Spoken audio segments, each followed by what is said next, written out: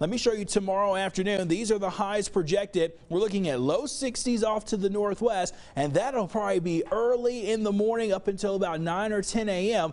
But deep East Texas, we're looking at upper 60s to the lower 70s. That's because the cold front won't arrive to your area until after about 3 or 4 o'clock tomorrow. All right, here are the changes that we're seeing at this point. That cold front moving in Wednesday. It's going to move in a little bit quicker than what we have been talking about in the last couple of days. But one thing that we're noticing that's a big difference, temperatures going down into the 30s heading into the evening for some of us, and you'll see that here momentarily.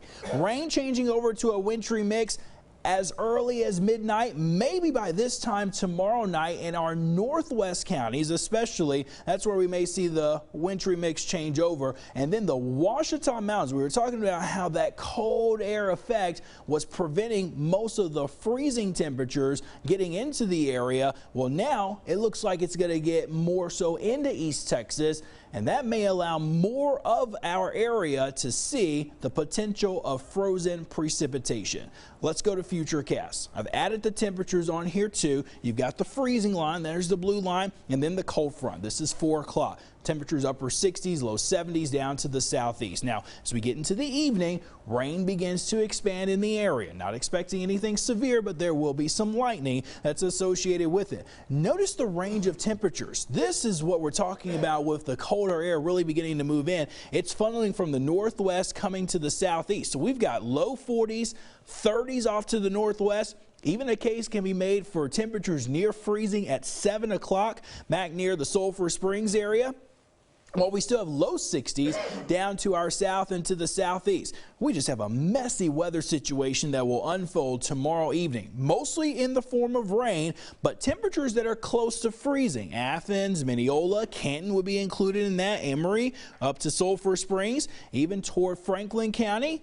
Yeah, we could be looking at a rain, sleet, maybe a light freezing rain mixture at that current time. We progress into the overnight. The temperatures, very critical part here. Even if we're about 34 to even 31, it's mostly sleet that will fall and will mix in with the rain. We need to get down into the mid and the upper 20s to see a true changeover to freezing rain. That's because the layer of warmer air above us will expand a bit more, and the temperature definitely below freezing at the surface will cause this to ice over once it gets to the ground level. But notice the trend here. The freezing line getting a little bit more to the east. It's a very close call for areas along Highway 259, but certainly west of there, probably a better chance for us to see some of that accumulating ice to occur. Not only that, but we also have to watch the pavement temperatures. I'll just get us into the early overnight period because that's a big part.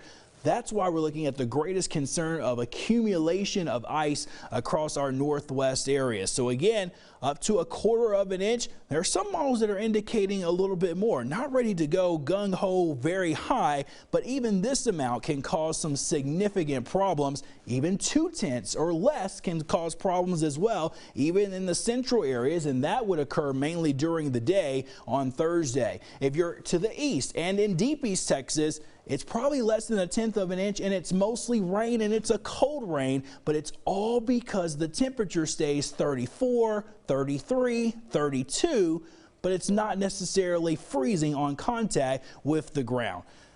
It's going to be a wintry mess as we get into Thursday. It'll let up Thursday night. It's cold on Friday, and we'll try to warm up a bit more, Neil, going into the weekend.